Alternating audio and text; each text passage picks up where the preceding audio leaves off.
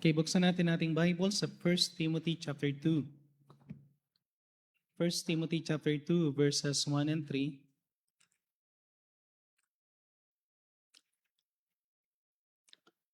Okay, 1 Timothy chapter 2 verses 1 to 3.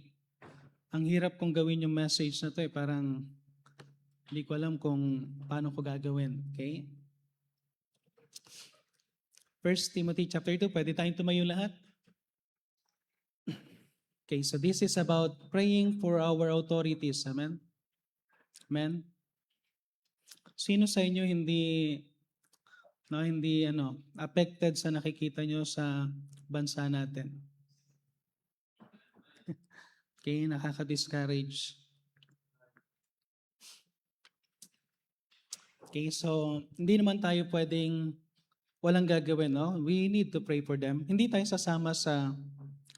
tayo as a Christian, hindi tayo sumasama sa mga rally, sa mga things na and we do not endorse, okay? Hindi katulad ng, may mga iba nag-endorse, pero hindi tayo nag-endorse ng any politician or any color. Wala tayong pinapanigan ng color.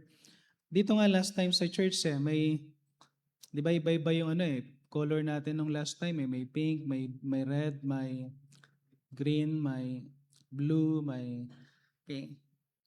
Pero wala tayong ini-endorse. Kaya lang, isang bagay din, we need to pray for them. Okay? Sabi dyan sa may 1 Timothy chapter 2, verses 1 to 3. Okay? 1 Timothy chapter 2, verses 1 to 3. Okay? Nandiyan na kayo last, amen? Okay, basahin natin lahat ng tatlong talata ng sabay-sabay. Ready, go? I exhort therefore that first of all, supplications, prayers, intercession, and giving of thanks be made for all men, for kings and for all that are in authority, that we may lead a quiet and peaceable life in all godliness and honesty. For this is good and acceptable in the sight of God, our Savior. Okay, so this is good and acceptable, and this is our mandate. Okay, ano yung mandate natin? To pray for all men. Okay, at kasama dyan, to pray for kings. So wala na tayong kings. Ang pinakano natin ngayon is to pray for our leaders, mula sa president, vice president, senators, congressmen, mga LGUs. Okay, pagpipray natin sila. Sabi dito that we may lead a quiet and peaceable life in all godliness. Sana, no? And honesty. Amen? Okay, and honesty. So, prayer natin, no? As a Christian, we need to pray for them.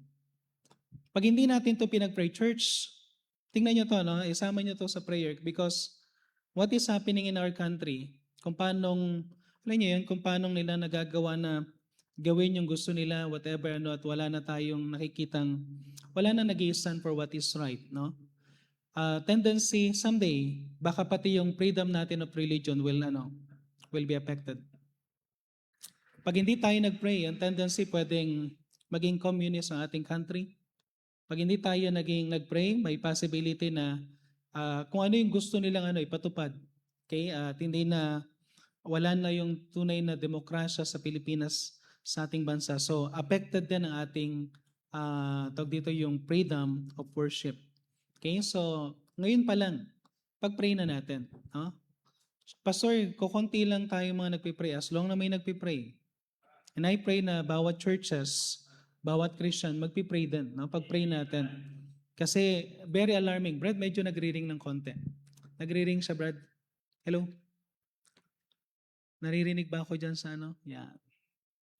Okay, sige. So, pag-pray natin na pag-pray natin na magkaroon tayo ng maayos na mga authorities. So let's pray. Heavenly Father, muli po Panginoon, kami po ay dumudulog sa inyong trono. Samahan niyo pong muli kami, Panginoon, sa aming pakikinggan ng inyong salita. Lord God, we acknowledge na wala po kaming kakayanan. Lord, we are just simple people, Panginoon. Walang authority, walang powers. But we acknowledge that you are the most powerful God. You are in control, not just in the Philippines, but in the whole world, and even in the whole universe, Panginoon. Even hindi lang po dito sa lupa na ito at sa universe, kundi even dyan sa langit, Lord God, you are still in the throne. And we pray na tulungan niyo po kami as a Christian, tulungan niyo po kami, Panginoon, to do what is right, Panginoon, and what of the thing na kailangan namin gawin is to pray for our leaders. So tulungan niyo kami, Panginoon, na pag-pray sila, Panginoon, pag-pray namin ang aming mga leaders, Panginoon, na wala man kami kakayanan, Panginoon, na baguhin sila. Wala man kami kakayanan, Panginoon, na makialam, Panginoon, sa kanilang mga ginagawang decision. But Lord God, I pray na kayo po, Panginoon, ang kumilos. Nais po namin, Panginoong, idulog sa inyo ang aming mga leader, Panginoon. Tulungan niyo po sila, Panginoon, na sila po ay umayon, Panginoon, sa inyong kalooban. At dalahin ko po, Panginoon, na kung kayo po ang kumilos po, mag-intervene sa mga bagay, Panginoon, na hindi namin kaya. And I pray, Panginoon, na sa Christian, magawa pa rin namin ang aming responsibility to pray for them.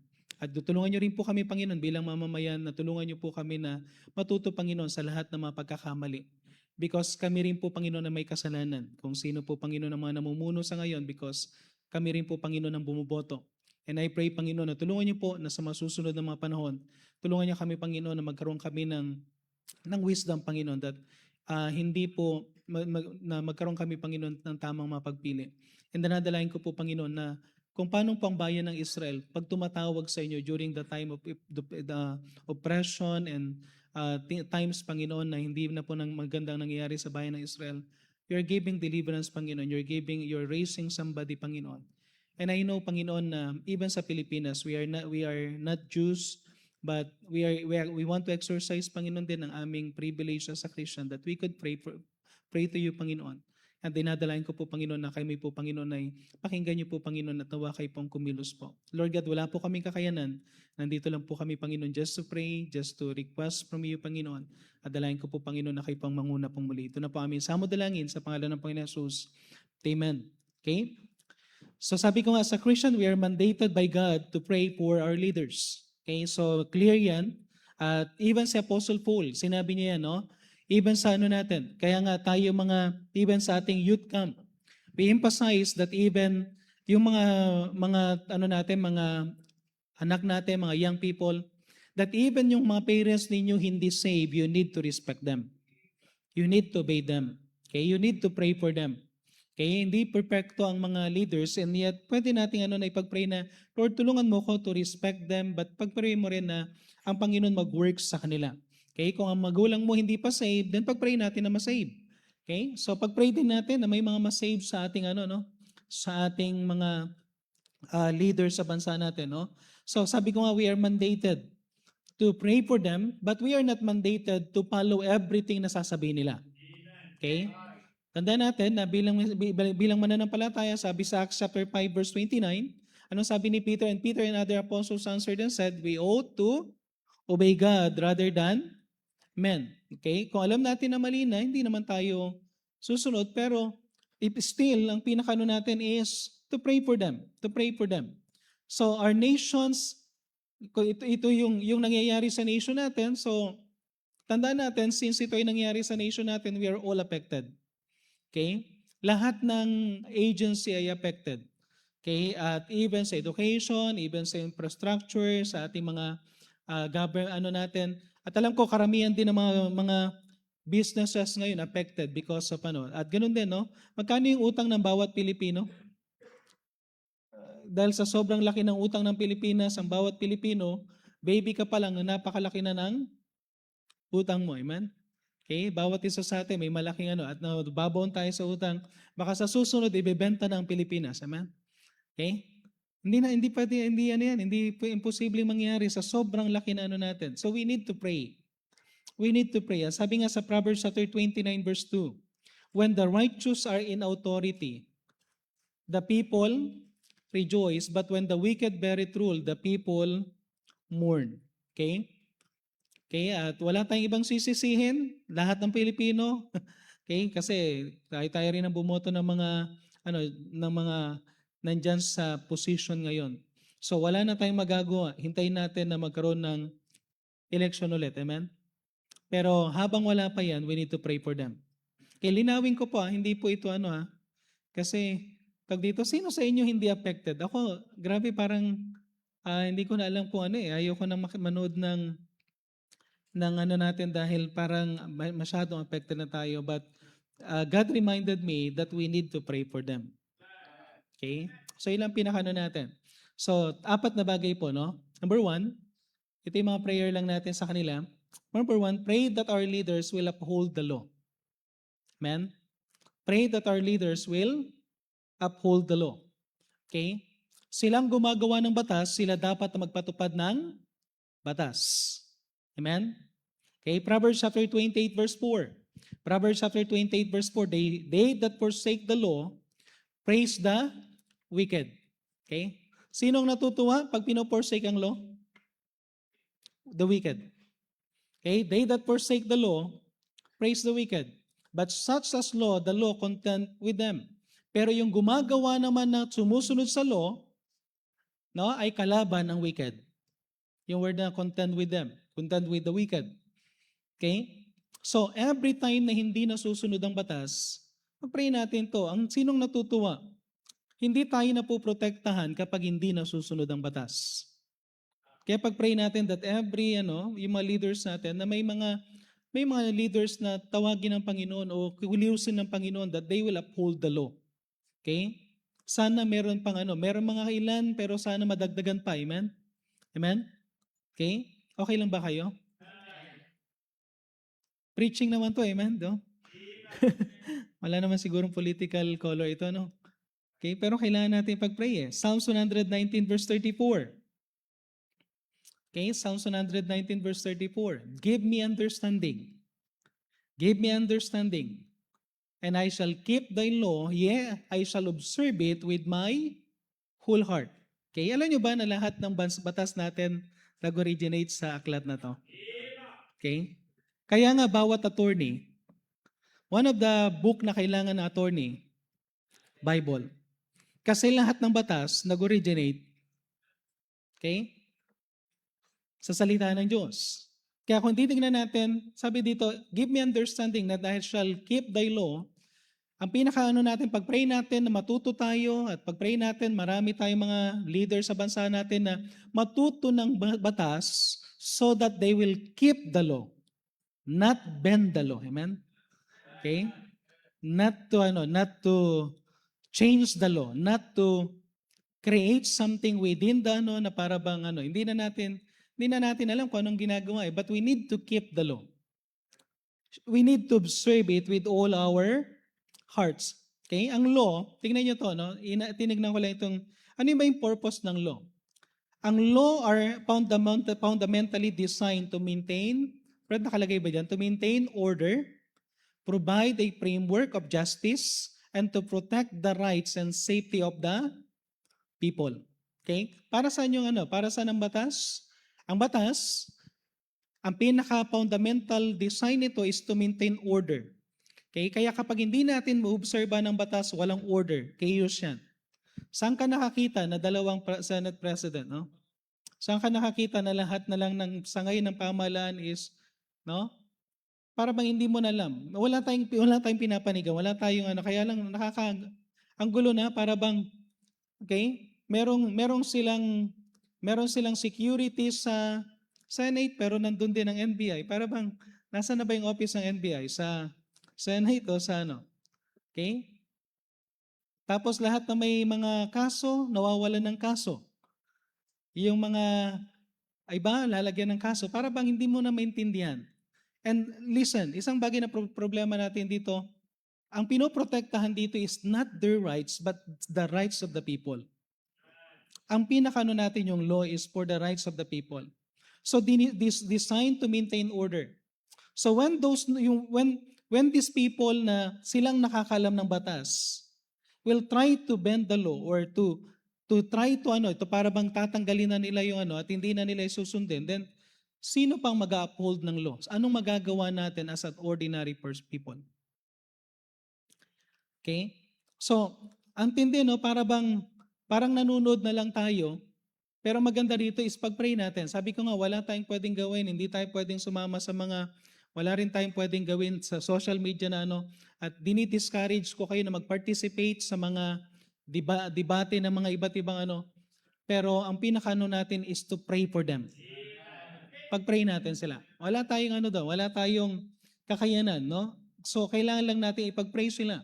Like, pag-pray natin sila na they will, yung leaders that will stand firmly by what the law truly provides or what the law truly says. Okay? Ang pinakano natin dito is Pag-pray natin na merong mag-i-stand, na may mag-i-interpret. Nakakatawa tayo sa ibang bansa. Because, tandaan nyo to, no? Iba't ibang sangay. Ginawa ang sangay ng ating merong executive, merong legislative, meron tayong mga judiciary. Pero tingnan yung nangyayari ngayon sa bansa natin. Okay? Nawala yung balance. Nawawala yung balance kasi may nagkakanya-kanya. Kaya hindi na natin alam kung sino, ano yung mga kanilang kanya-kanya, but pag-pray natin, one of the thing na pag-pray natin, church, pag-pray natin ng Supreme Court. Pag-pray natin. Pag-pray natin yung nasa lahat ng mga abogado na nasa Integrated Bar of the Philippines, ang IBP. Alam niyo kung bakit? They study the law at silang nakakaalam dapat mag-interpret.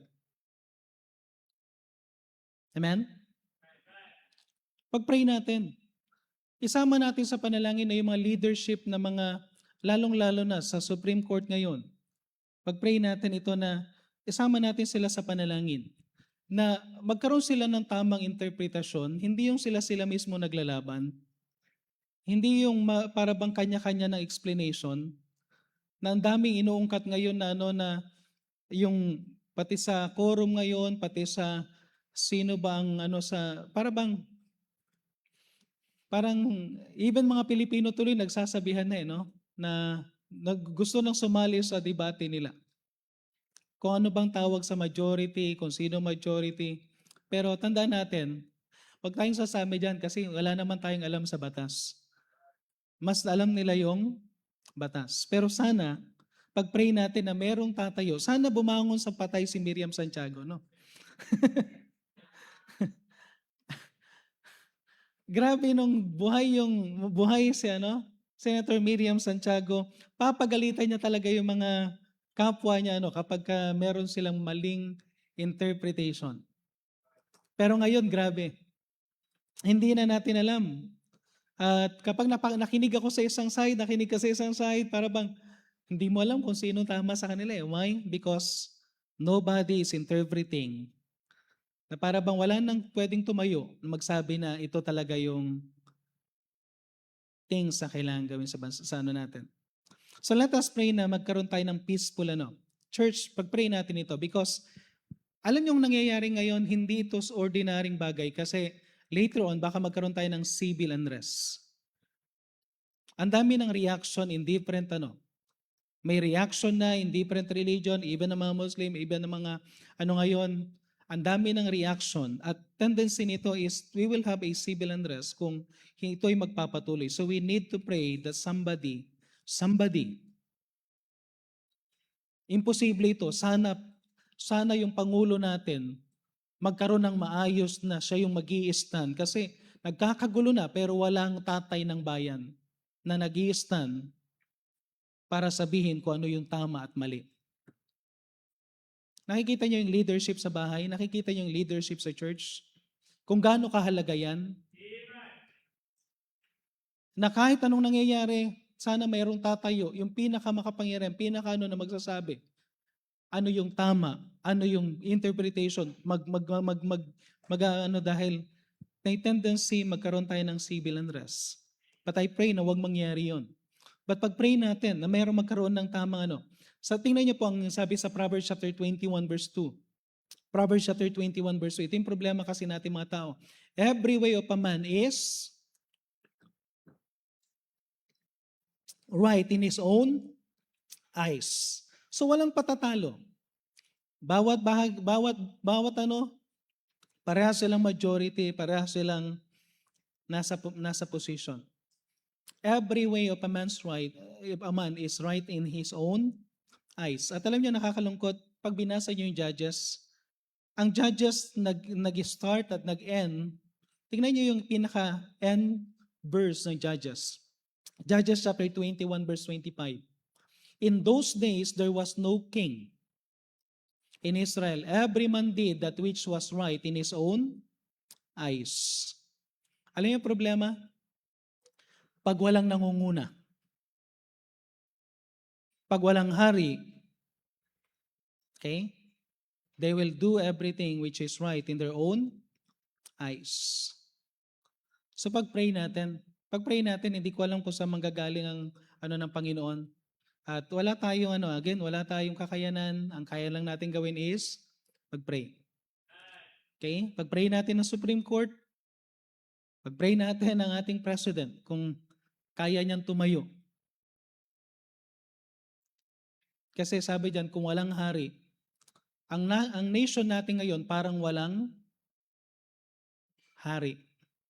Parang walang leader, honestly.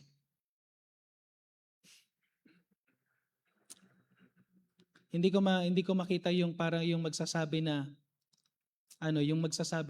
during the mga time ng mga naunang mga president, makikita nyo kung paano sila talaga mag-stand for what is right.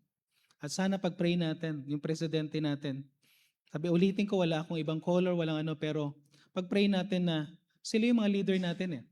Pag-pray natin ng presidente natin, pag-pray natin ng vice president natin, pag-pray natin ng mga senators natin, pag-pray natin yung mga kongresista din natin, pag-pray natin yung mga sila yung apat na sa yung Supreme Court, ang mga nasa lower is, wala nang but itong pinakamahalagang sangay ng pamahalaan natin, we need to pray for them.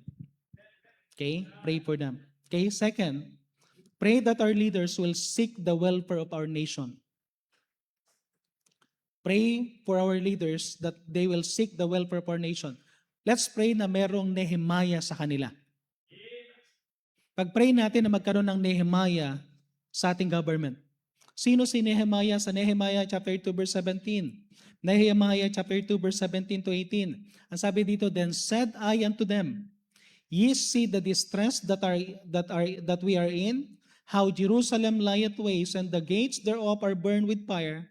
Come and let us build us the wall of Jerusalem, that we may no more be reproached. Then I told them of the hand of my God, which is good upon me, and as also as the king words that he had spoken unto me. And they said, let us rise up and build. So they strengthened their hands for this good work. Anong makikita natin kay Nehemiah? Si Nehemiah, yung tao na klase ng tao na nang nalaman yung nangyayari sa bayan ng Israel, anong nangyayari sa kanya? He cried for the condition of his nation. Pag-pray natin na may iiyak ulit. Sana isa tayo, umiyak tayo, iyakan natin ang nation natin. Okay? Iyakan natin ang nation natin. At sana may mga taong maiiyak din. Okay? Iyak din. Tingnan yung Nehemiah chapter 1 verse 4. And it came to pass when I heard these words that I sat down and wept and mourned certain days and fasted and prayed before the God of heaven. Anong ginawa ni Nehemiah? Nagpray, amen? Isama natin ito sa panalangin.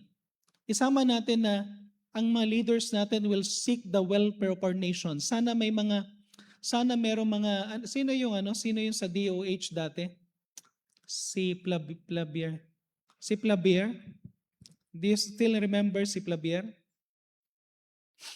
Okay? Naging senator ba siya? Or naging senator?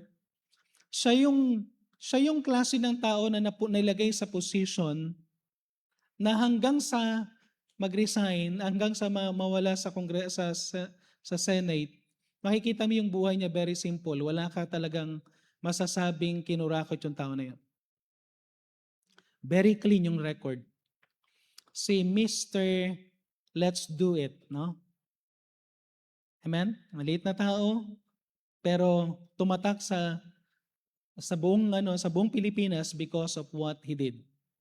Sana meron pang mga ganong klase ng leader sa bansa natin. Okay? That they will seek the welfare of the people. Ang problema natin, ito yung pag-pray natin. Kasi karamihan ito yung mga nagiging leader natin ngayon, Philippians 3:19, whose end is destruction, whose God is their belly, and whose glory is in their shame, who mind earthly things. Okay? Who mind earthly things. Imagine nyo to, no? Nakakalungkot na maraming mga tao ngayon na, anong nasa isipan lang nila? Kahit na sabihin nila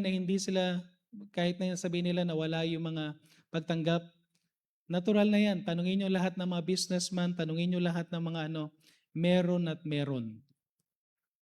Di lang natin alam kung magkano, walang resibo. Okay? Pero, their belly is their God. Imagine mo, no, kung kaya nilang magbigay ng mga tip na gano'n, kalalaking tip. Okay?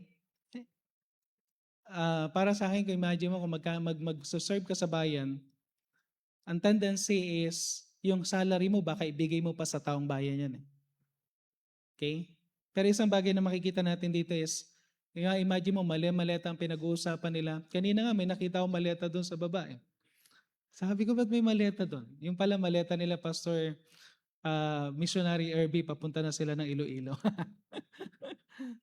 Okay? Pero isang bagay na dito is, pag-pray natin ang bansa natin, na yung ano natin dito is, mayroong sanang mga mag-stand, and I thank God na meron pa rin mga tao na nag-stand, na kahit mawala sila sa posisyon, mawala sila na sa trabaho, kagalitan sila ng mga kasama nila, pero they stand for what is right.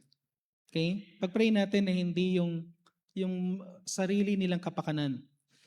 Ang problema natin, pagka ang naging government natin is ang pinoprotektahan hindi na Pilipino, kundi sila-sila na lang. Amen? Romans 16 verse 18. Okay lang ba to? Baka preaching to preaching. Walang color, amen? Kasi kailangan natin pag-pray. Romans 16:18, for they that such serve not our Lord Jesus Christ, but their own belly.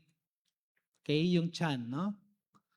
So, walang pagkakaiba yan sa mga nasa yung mga nandiyan sa kalye na nagta-traffic, hindi dapat pumapayat sila dahil nagta-traffic sila, hindi. Yung belly, no? Belly good, no? Lumalaki, no? So, pag-pray natin na mayroong tatayo mga bagong leader that they will seek the welfare of this nation. Amen? Sabi nga namin sa School of Tomorrow, isa sa ng School of Tomorrow, sana may mga mag-graduate sa School of Tomorrow na dahil sila yung nakapag-aral ng may Word of God, I pray na na meron tawagin ng Panginoon na pumunta sa mga position na yan na meron takot talaga sa Diyos. Okay? Pero lahat ng mga tinawag, dito na lang. This is the highest calling. Okay, number 3. Pray that our leaders will stand in their conviction.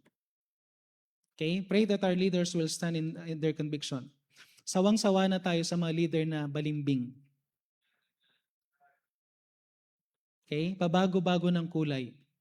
Ngayon, kulay white. Sa susunod kulay black.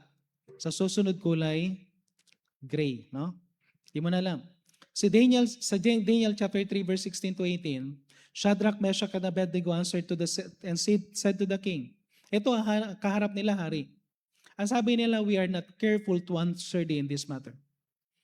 Sabi nila, bakit hindi kayo sumasamba? Bakit hindi kayo yumuyuko? Pag pinatunog yung trumpeta, dapat lahat kayo yuyuko, sasambahin yung pinagawa ng ribulto ni Nebuchadnezzar. Tinatanong ng hari.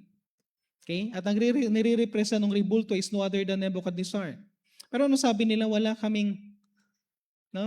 we are not careful to answer in this matter. Para bang wala kaming pakialam sa bagay na katanungan na to at hindi kami sasagot na kailangan sumagot sa katanungan na to. So sabi ay biso, kung ito'y mangyari, our God whom we serve is able to deliver us out of thine hand, O King. But if not, be it known unto thee, King, O King, that we will not serve thy gods nor worship the golden image which thou hast set up. Okay, sa dami ng mga tao na sumamba doon sa ribulto ni Nebuchadnezzar, merong at least 3 na hindi sumamba. Amen? Pag-pray natin, no? Sana manners talks louder than money. Kasi ganyan ngayon is money talks louder than manners. Okay? Sana baliktad. Yung manners ang mas malakas kaysa sa money. So we need leader that will stand, no? Not even na maging part sila ng minority. Imagine mo, no? Sa dami ng tao, ilan ang nag-stand? 3. But they stand. And because they stand, anong tendency? And sabi sa Daniel chapter 3 verse 28, because they stand, Then Nebuchadnezzar spake, dahil nakita niya kung paano nag-work ang Panginoon. Sinamahan sila ng Panginoon doon doon sa may fiery furnace. Hindi man sila nasunog, wala man nasunog sa buhok nila, ni yung balahibo ng kanilang katawan, walang nasunog, ni amoy ng sunog, wala. Tapos nung sinabi ni Nebuchadnezzar na pumanik sila na para bang walang nangyari, ay isa lang nasunog, yung gapos nila. Okay? Pero ano sabi ni Nebuchadnezzar later on? Because of their conviction, sabi niya, "Blessed be the God of Shadrach, Meshach, and Abednego, who had sent his angel and delivered his servants that trusted in him, and he changed the king's word and yielded their bodies that they might not serve nor worship any God except their own God." Alam niyo, pag-pray natin na merong mag-i-stand for what is right. Sabi nga, we need to pray for courage to speak what is truth. Okay? Ano sabi sa John 8:32? "And you shall know the truth, and the truth shall make you free." Okay? So pag-pray natin, okay lang ba kayo? Okay? May masama ba ka? Sa tingin niyo, may ano ba tong ano ko? Preaching lang to? Okay? Kaya hindi naman tayo pwedeng hindi tayo mag-pray. Amen? Okay? Wala tayong binibira sa kanila, but we need to pray for them na talagang hindi na maganda yung nangyayari. Kahit kanino nila itanong, hindi na maganda ang nangyayari sa Pilipinas. Hindi na nangyayari.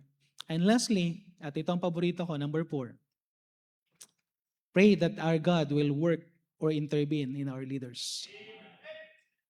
Okay? Pray that our God will work or intervene in our leaders. Pag-pray natin yan. Wala tayong kapangyarihan.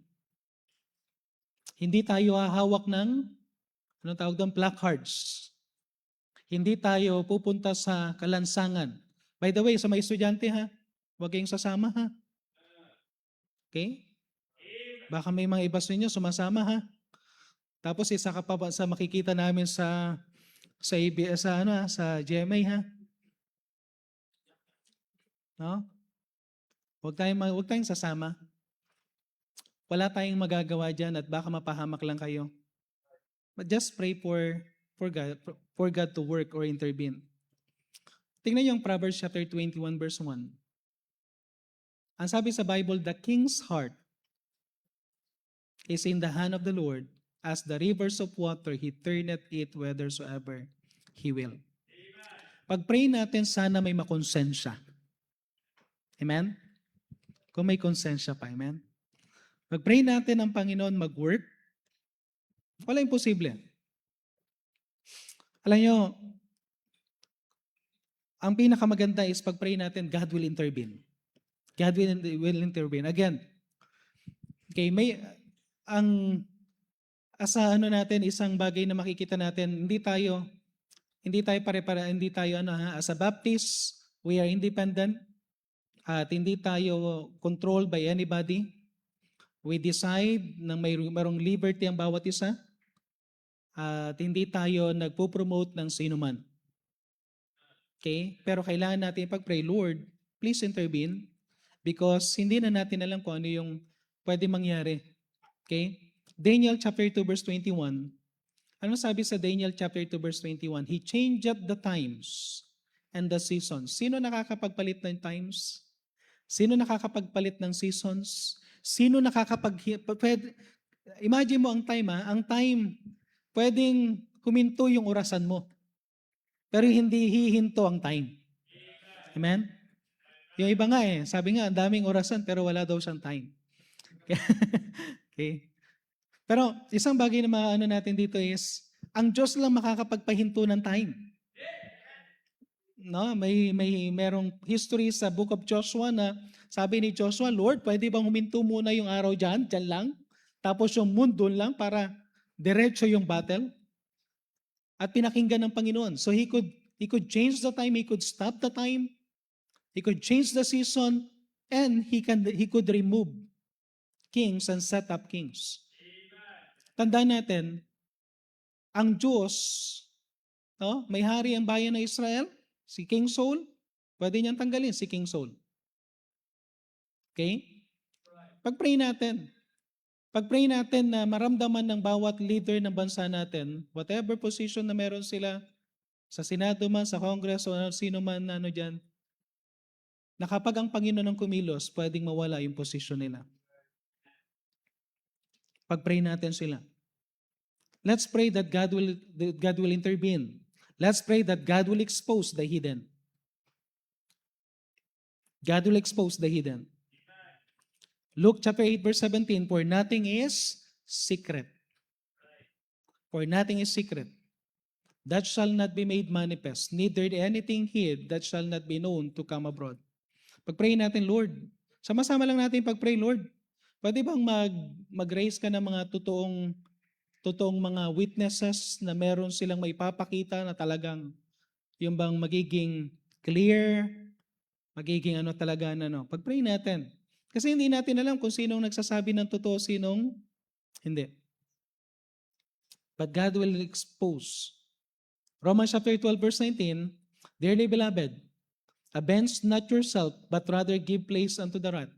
Huwag tayong pagkatapos itong preaching na to, pag-pray na lang natin para matanggal na yung discouragement, matanggal na yung disappointment, matanggal na yung sa atin, sa heart natin, tapos sabihin natin, Lord, vengeance is yours. Amen? Amen? Ano sabi ng Panginoon? Vengeance is mine, I will repay, saith the Lord. Ako naniniwala, since ang Pilipinas ay missionary sending nation, at marami pa rin mga churches na nagpipreach ng gospel, nagdi-declare ng gospel, hindi pa babayaan ng Panginoon ng Pilipinas. And pag-pray natin that God will avenge kung sino yung mga tao na ginagamit yung kapangyarihan at hindi nasusunod ang nais ng Panginoon. So walang imposible. Okay? But pag-pray natin na yung peace. Pag-pray natin na huwag mangyari yung kinakatakutan ng marami dahil marami nang gustong mag-react. Okay? Proverbs chapter 29 verse 2, last, when the righteous are in authority, the people rejoice. Church, ang pinagpipray natin ganito, no? Hindi naman natin pinagpipray na mapalitan sila, pero sana baguhin sila ng Panginoon. Amen? Pag-pray natin na baguhin ng Panginoon ang heart ng president natin. Pag-pray natin na baguhin ng Panginoon ang heart ng mga senators natin. Pag-pray natin na baguhin ng Panginoon ang heart ng mga congressman natin, ng nasa ombudsman natin, nasa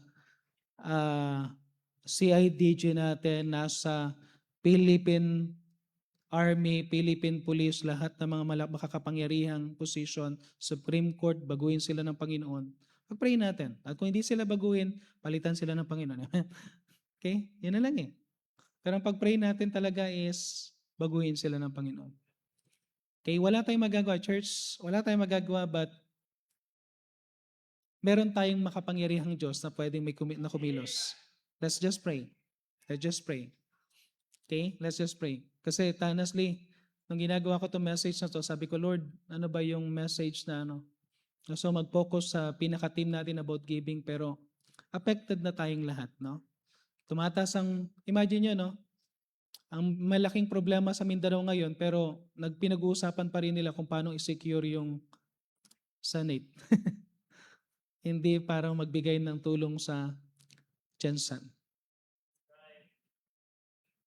Okay? So, wala tayong pinapanigan sa kanila, kaya lang parang masyado na sila nakatuon sa mga bagay na gusto nilang mangyari, pero they are not ministers of people already, para bang ministers of themselves na lang. So, pag-pray natin na baguhin sila ng Panginoon. Okay? So, ano yung mga prayer natin? Dapat may pray for our leaders that they will uphold. Hindi upload, brother, hindi upload. Uphold, no? Okay, baka mali tayo dyan. Uphold yan, uphold, hindi upload. Okay? I-uphold ng law, hindi mag-bend. Okay? Tapos, pray that our leaders will seek the welfare of our nation. Brad, palitan mo, baka may yan. Then pray that our leaders will stand in their conviction and pray that our God will work or intervene in our leaders. Sama nyo lang yan sa panalangin. Okay? So, okay lang ba na pag-pray natin yan? Sama nyo yan sa panalangin sa bahay. Okay, so pwede tayong tumayo lahat, magkaroon lang tayo, ihalay lang natin na ano. Siguro, wag na lang tayo magkaroon ng invitation, kundi let's just kneel down. Let's just kneel down for 3 minutes lang. Pag-pray natin, pray for these things. Pray for these things. At sana isama nyo ito sa panalangin nyo every day. Okay? Until makita natin ang Panginoon kikilos. Okay? So pwede tayo mag-kneel down. Ganap na lang kayo ng place kung saan kayo inyo gusto mag-kneel down. Pwede dito sa altar, pwede dyan sa inyong mga kinaupuan. Tapos tayo po ay mag-kneel down at manalangin.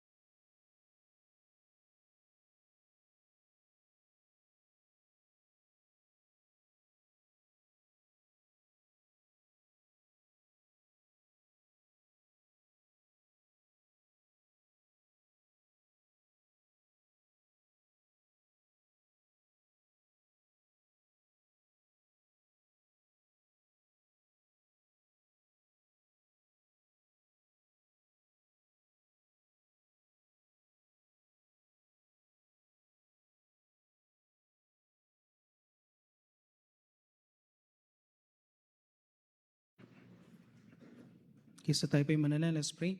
Heavenly Father, maraming salamat pong muli, Panginoon, sa binigay niyo po, Panginoon, na mensahe sa aming kalagitnaan, Panginoon. We know, Panginoon, as a Christian, this is our mandate. This is our responsibility, Panginoon, to pray for our leaders. And tulungan niyo po kami, Panginoon, na hindi lang po kami, Panginoon, manahimik, bagkus tulungan niyo po kami na idulog sa inyo, Panginoon, ang bawat leaders po namin. Mula sa aming presidente, sa aming vice president, sa mga nasa Senate, nasa Congress, nasa mahalagang posisyon, Panginoon, sa Supreme Court, even, Panginoon, sa Ombudsman, sa DILG, at ganoon din po, Panginoon, sa mga armed forces namin, Panginoon.